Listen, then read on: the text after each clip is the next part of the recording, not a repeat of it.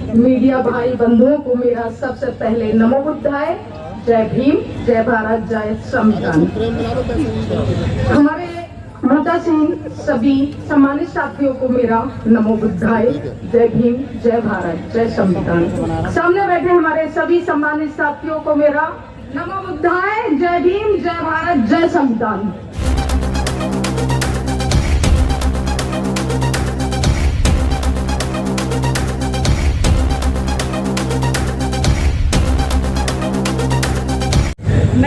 अभी तो ये छोटी सी अंगड़ाई है साथियों, अभी तो लड़ाई हुई हमारी बाकी है। ये तो अंगड़ाई है सिर्फ और लड़ाई हमारी बाकी है। आज हमारी यात्रा का 5वां महीना चल रहा है और आज यात्रा का हमारा समापन दिन है, 1 दिवसीय धरना प्रदर्शन का। मैं 28 मई से और आज का दिन है 29 अक्टूबर का दिन। मैंने 20 स्टेट और 72 जिले यूपी के कवर किए हैं। क्यों किए, क्या जरूरत पड़ी थी मुझे, ये बता रही हूँ। लग रहा है कि लोगों को लग रहा होगा कि इतना मेहनत की, इतना संघर्ष किया, 5 महीने से लगातार संघर्ष कर रही दोस्तों, लेकिन लोग यहाँ इतने क्यों आए हैं।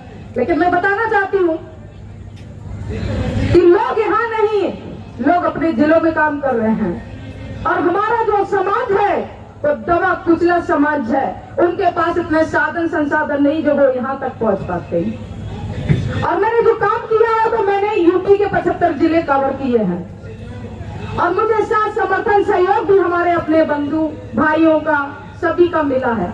लेकिन हाँ, एक बात कहूंगी मैं यहाँ से, यार जितने बैठे हैं ये सभी संगठन के लोग ही बैठे हैं और इन्होंने मुझसे वादा किया था कि मैं एक गाड़ी, एक बस लेकर के जरूर आऊंगा। लेकिन आज जो नजर आ रहे हैं वो सिर्फ अकेले ही अकेले नजर आ रहे हैं। लेकिन हमारे लोग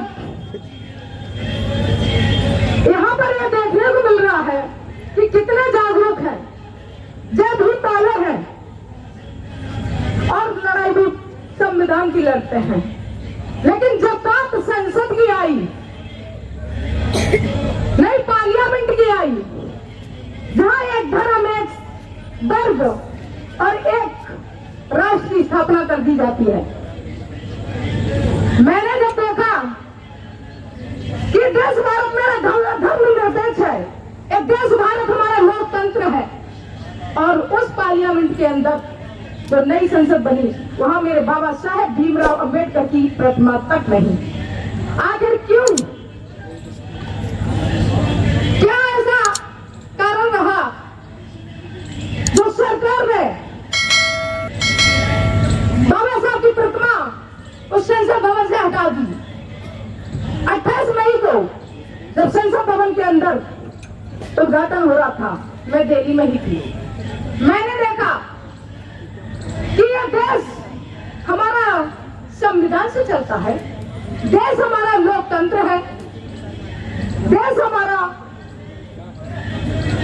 देश की कानून व्यवस्था संविधान से चलती है। फिर एक धर्म, एक वर्ग की स्थापना संसद भवन के अंदर माननीय नरेंद्र मोदी जी ने कैसे की।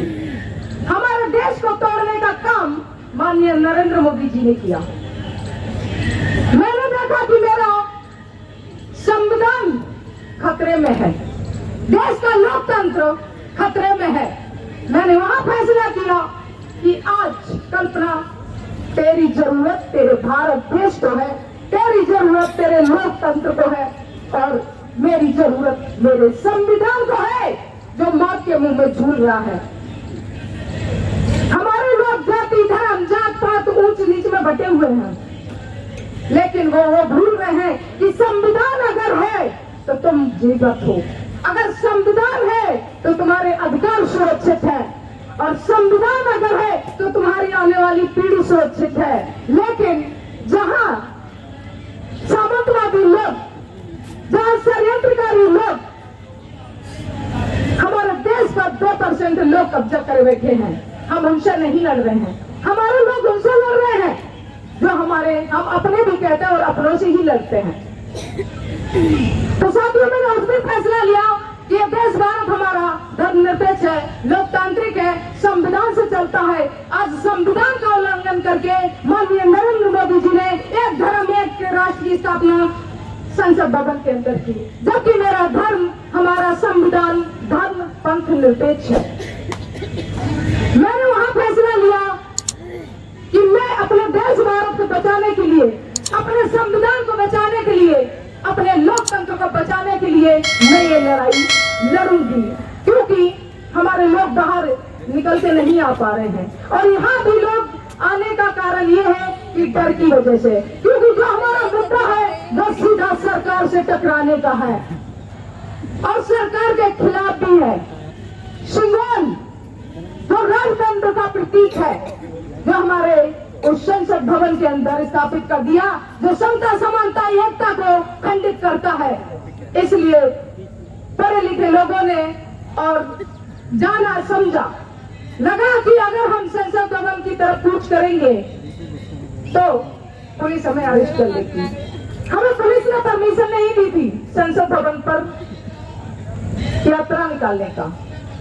मैंने पेपर में दिया है कि मैं जंतर मंतर से लेकर के संसद भवन की तरफ पैदल मार्च करूंगी, लेकिन हमें एक दिन का और वो भी 2 बजे तक की प्रोटेस्ट करने के लिए हमें परमिशन थी।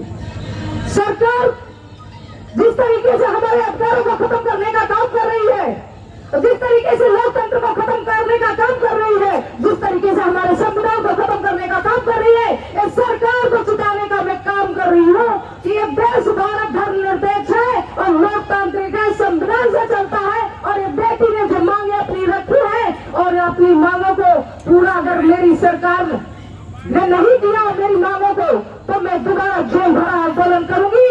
मैं अकेली भी नहीं डरती हूँ, चाहे मेरे साथ 2 लोग खड़े हैं, वो हजारों के बराबर है। हमारी बहन ऋतु सिंह 2 महीने से धरना प्रदर्शन कर रही है, लेकिन सरकार की काम तो क्यों नहीं रही है। मैं 5 महीना से संघर्ष कर रही हूँ संविधान को बचाने के लिए।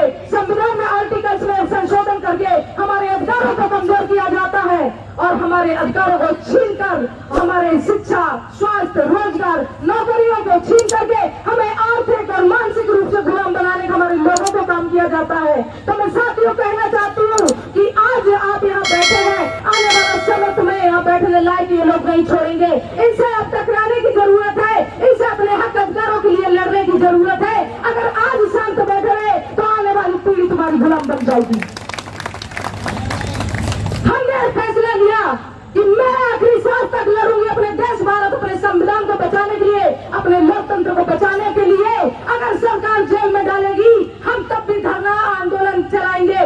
अगर सरकार हमारा शोषण करवाएगी हम उसके लिए भी तैयार रहेंगे, लेकिन मैं अपने कदमों को पीछे नहीं हटाऊंगी, सरकार के सामने नहीं झुकूंगी, क्योंकि मैं वो बगावत का कारवां लेकर के निकली हूँ, वो मानवर साहब का कारवां लेकर के, जो गाँव गाँव गली गली मोहल्ले में जा जा करके सोए हुए लोगों को जगाने का काम करा और 4-4 बार बहन जी को प्रदेश का मुख्यमंत्री बनाने का काम किया। और बाबा साहब ने हमें उस गुलामी की व्यवस्था से निकाल करके हमें उनके बराबर ला करके खड़ा कर दिया। जो हमारी व्यवस्थाओं को, हमारे संविधान को खत्म करने का काम जो तानाशाही लोग सरकार में बैठ कर रहे हैं, उनको चिताने के लिए मैं आंदोलन किया और ये चिताने के लिए मैंने आज ये धरना प्रदर्शन किया और अपना 5 महीना मेरे पूरे हुए यात्रा का उसको समापन के लिए मैंने इस धरना प्रदर्शन किया है कि आज मेरी यात्रा का समापन भी है। और सरकार को चेतावनी है मेरी कि हमारी मांगों को मान ले, अन्यथा जेल भरा आंदोलन करेंगे। अब मैं अपने देश, अपने लोकतंत्र के साथ तुम्हें खिलवाड़ नहीं करने देंगे। ये देश की बेटी, ये समाज की बेटी तुम्हें चेतावनी देती है कि मैं हर हाल में तुम्हारा मुकाबला करेंगे। यहाँ की भीड़ को देखने की कोशिश मत करना कि यहाँ पे 100 लोग आए हैं, 200 लोग आए हैं, 500 लोग आए हैं, क्योंकि जब हमारा समाज जाग जाएगा तो तुम्हें इस देश भारत में पैर रखने की जमीन नहीं मिलेगी। और आज हमारा देश, हमारे भारत के लोग, हमारे जो बहुजन समाज के लोग हैं वो सो रहे हैं, लेकिन ये बेटी आज घर घर, गाँव गाँव, गली गली तक जाकर जगाने के काम करेगी, क्योंकि ये यात्रा मेरी यही समापन नहीं है। ये तो मैंने 1 दिवसीय धरना प्रदर्शन के लिए आह्वान किया था, तो मैंने भी ये देखना चाहा था कि मेरे लोग कितने जागरूक हैं और कितने अपने महापुरुषों के प्रति समर्पित हैं और कितने कितने अपने संविधान और अधिकारों के प्रति जागरूक हैं वो मैंने देखना चाहा था, लेकिन अब मुझे और भी लड़ाई तेज करनी पड़ेगी और मैं और भी लड़ाई इसको तेज करूंगी और अपनी लड़ाई को जारी रखूंगी। यदि हमारी सरकार ने मांगों को नहीं मांगा, शिक्षा, रोजगार, जल जंगल, जमीन बराबर की हिस्सेदारी नहीं देगी, तब तक मेरी यात्रा जारी रहेगी। जब तक शिक्षा बराबर लागू नहीं करेगी सरकार, हमारी यात्रा जारी रहेगी। जब तक पुरानी पेंशन को बहाल नहीं करेगी सरकार, हमारी यात्रा जारी रहेगी। तब तक हमारी यात्रा जारी रहेगी जब तक नशा मुक्त भारत नहीं करेगी, जब तक महिलाओं को बराबरी की हिस्सेदारी नहीं सरकार देगी सभी वर्गों में, सभी विभागों में, तब तक मेरी ये यात्रा जारी रहेगी। अब मान सम्मान स्वाभिमान की लड़ाई के लिए मैं मैदान में उतरी हूँ। मैं घर वापसी नहीं करूंगी, चाहे मेरी जान जाए या जान रहे, चाहे मुझे फांसी पर चढ़ना पड़े, चाहे जो सरकार आज फांसी पर चढ़ा दे, चाहे अभियान उसके लिए, नो प्रॉब्लम मुझे, क्योंकि मैं देश भारत को, अपने संविधान को बचाने के लिए, अपने महापुरुष बाबा साहेब के अपने विरासत के रूप में दिए संविधान को बचाने के लिए मैं ये लड़ाई लड़ रही हूँ। मैं किसी भी हाल में पीछे नहीं हटूंगी। ये वादा करके मैं अपने आप से संकल्प लेकर के अपने घर द्वार को छोड़ करके निकली हूँ। ये मैं देश और भारत और यूपी में गांव गांव, गली गली, मोहल्ले जा करके मैं अपने लोगों को जगाने का काम करूंगी। ये सरकार आपके अधिकारों को किस तरीके से खत्म करने का काम कर रही है साथियों। आज संविधान को बचाने की जरूरत है। अगर आप सच्चे अनुयायी बाबा साहब के हैं और सच्चे अनुयायी अपने महापुरुषों के हैं, तो संविधान की रक्षा करोगे तो संविधान तुम्हारी रक्षा करेगा। अगर संविधान खत्म तो तुम सब खत्म हो जाओगे। ये तुम्हें फैसला करना है, क्योंकि ये संविधान बाबा साहब की विरासत के रूप में आपको बाबा साहब संविधान देंगे। दोबारा तुम्हें गुलामी की जंजीरों से बाबा साहब आजाद कराने नहीं आएंगे। तुम्हें अपने हक अधिकारों की लड़ाई लड़नी खुद पड़ेगी। मोहम्मद कांसी राम तुम्हें दोबारा जगाने नहीं आएंगे, तुम्हें खुद जागना पड़ेगा। और ऐसे दुश्मन षड्यंत्रकारी लोगों की नीतियों को समझने की जरूरत है। बाबा साहब की प्रतिमा संसद में न लगाने का कारण है तुम्हारे विरासत को खत्म करने का काम कर रही है सरकार। 25 दिसंबर 1927 में बाबा साहब ने मनु स्मृति का दहन किया था। ये सामंतवादी लोग उसका बदला ले रहे हैं। उनको चुभ रहा है कि तुम बराबर कैसे आकर के बैठ गए उनके बराबर पे, कैसे नौकरी, कैसी शिक्षा पाने लगे।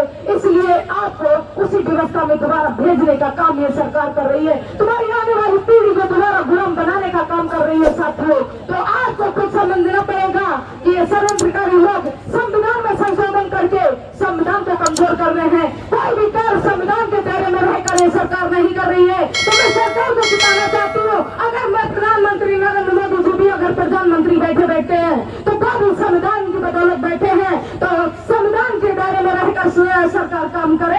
अन्यथा हम जेल भरा आंदोलन ईद से ईद बजाने का काम करेंगे। अपने अधिकारों के लिए मैं किसी हद तक गुजरूंगी, लेकिन मैं पीछे नहीं हटूंगी, क्योंकि मैं बगावत का आलम लेकर के निकल पड़ी हूँ। और सामंतवादियों की जमीनें खिसकने लगी है।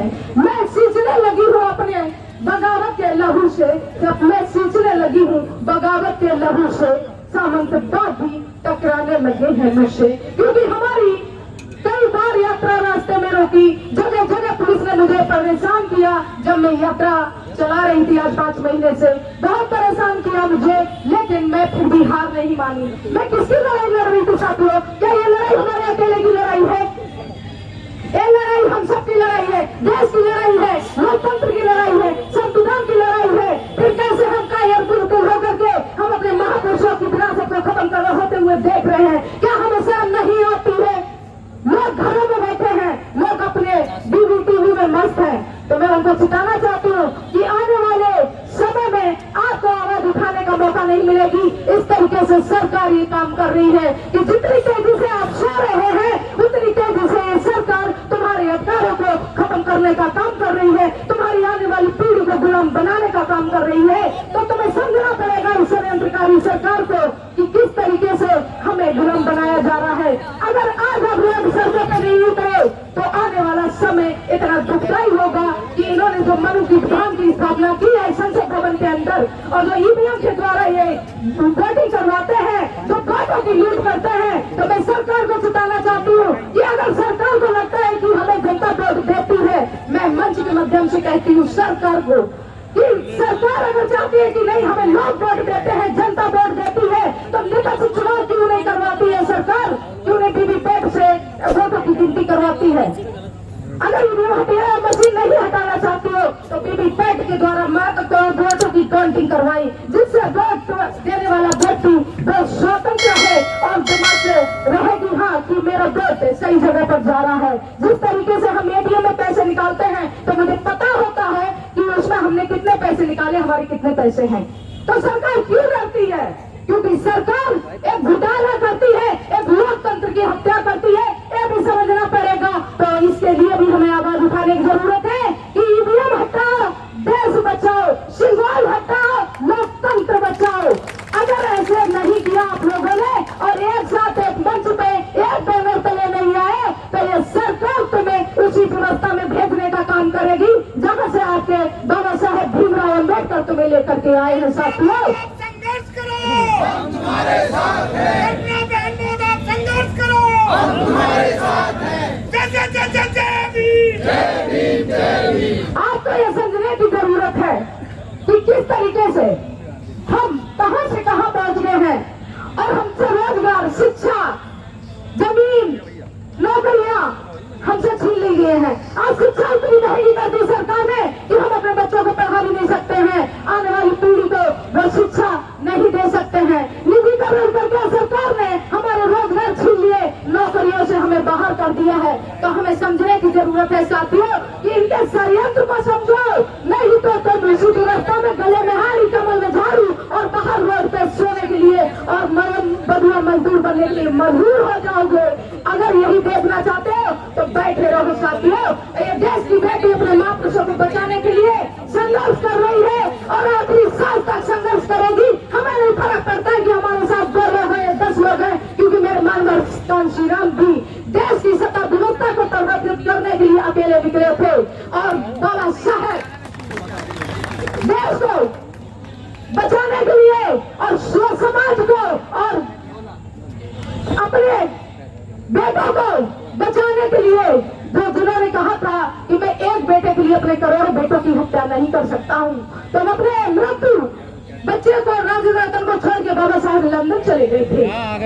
2 वोटों की आप याद करोगे, आज वो 2 वोट अधिकार छीनने जा रही है सरकार एक देश एक चुनाव करके। तो मैं वो भी बता दूं सरकार से कि ये नीति का तुम्हारा हम बहिष्कार करते हैं कि एक देश एक चुनाव की नीति का हम बहिष्कार करते हैं। एक देश एक शिक्षा नीति लागू कीजिए, अन्यथा तुम्हें हम एक संसद भवन पे आकर के धरना देंगे। अभी जंतर मंतर पे धरना दे रहे हैं, तुम्हें जो चाहे तुम कर लेना और हमें ताकत होगी हम वो करके दिखाएंगे, लेकिन एक देश एक कानून तुम्हें हम लागू नहीं करने देंगे। एक देश एक चुनाव, उसकी भी नीति इसी तरीके से है जिस तरीके से 3 काले कानून की नीति थी। लुभावने लालच किसानों को दिए जा रहे थे कि आय डबल हो जाएगी, एमएसपी की आय डबल हो जाएगी। जब हमारे जैसे लोगों ने, पढ़े लिखे लोगों ने देखा और समझा कि हमारी जमीन, हमारी भूमि, हम ही उसी भूमि में हम ही को गुलाम बना दिया जा रहा है और अदानी अंबानी जो देश के अरबपति खरबपति लोग हैं उनको हमारी जमीन उनके हाथों में सौंपने का काम सरकार कर रही है। तो पंजाब के किसानों ने, यूपी के किसानों ने दिल्ली आकर के धरना दे दिया कि मैं ऐसा होने नहीं दूंगी। तो फिर क्यों आप लोग क्यों चुप है?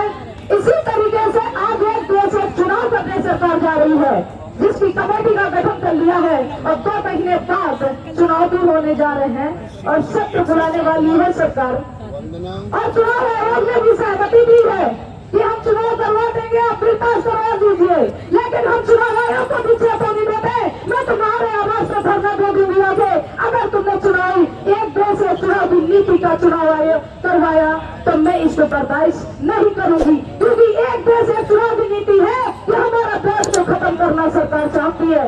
एक वोट हमारा सरकार ने पहले ही गांधी ने हमसे छीन लिया था, टूना पैक्ट समझौता करके। 2 वोटों का अधिकार हमारा था, एक रिजर्वेशन का और एक हमारा जनरल का। तो एक वोट गांधी ने टूना पैक्ट समझौता करके छीन लिया, दूसरा वोट हमारा सरकार एक देश एक चुनाव करके हमसे छीनना चाहती है। और वो इसी 2 महीने के बीच में ये तैयारियां चल रही है। मैं सिखाना चाहती हूँ, जिसको नहीं पता है तो सुन लीजिए क्या है एक देश एक चुनाव की नीति, क्योंकि हमने स्टडी करी, हमने सारी जानकारी ली। मैं खुले मंच से बोल रही हूँ और सीधा सरकार को मैं बताना चाहती हूँ कि जिस तरीके से राष्ट्रपति का चुनाव होता एमएलए के द्वारा उसी तरीके से प्रधानमंत्री नरेंद्र मोदी अपना चुनाव करवाने जा रहे हैं प्रधानमंत्री का। और यहाँ पर ये लालच दे रहे हैं, ये गुमराह कर रहे हैं कि एक देश एक चुनाव जो होगा उसमें एक साथ तो विधानसभा के और लोकसभा के चुनाव हो जाएंगे, तो खर्चा भी बचेगा और टाइम भी बचेगा। लेकिन साथियों ऐसा बिल्कुल नहीं है, इस भूल में मत रहना, क्योंकि ये वोट का अधिकार तुमसे छीनने जा रहे हैं। अगर आप इसी भूल में बैठे रहे कि एक देश एक चुनाव नीति जो आप अपनाने जा रहे हैं कि इसमें हमारा क्या नुकसान है, तो यह समझ लीजिए आपका वोट खत्म हो रहा। जो एमपी एमएलए चुनाव करेंगे प्रधानमंत्री का जिस तरीके से राष्ट्रपति का होता है, तो फिर आपका वोट देने का अधिकार वहाँ खत्म हो रहा है। जब आपके द्वारा से प्रधानमंत्री का चुनाव नहीं होगा, अभी जिस तरीके से एमपी एमएलए का चुनाव होता है उससे प्रधानमंत्री बनता है, लेकिन आज जो चुनाव होने जा रहा है वो प्रधानमंत्री के द्वारा जो चुने गए हैं हमारी जनता के द्वारा एमपी एमएलए वो वोट करेंगे, प्रधानमंत्री का चुनाव करेंगे, तो यहाँ हमारा वोट खत्म हो रहा है और हमेशा हमेशा के लिए ये चुनाव समाप्त करने जा रहे हैं। कभी दोबारा चुनाव नहीं होंगे देश के अंदर, जैसे जापान, चाइना, अमेरिका में है राष्ट्रपति प्रधानमंत्री का चुनाव कभी नहीं होता है। इसी तरीके से ये हमारे देश में चुनाव लागू करने जा रहे हैं। तो साथियों, इससे बचने की जरूरत है, अपने लोकतंत्र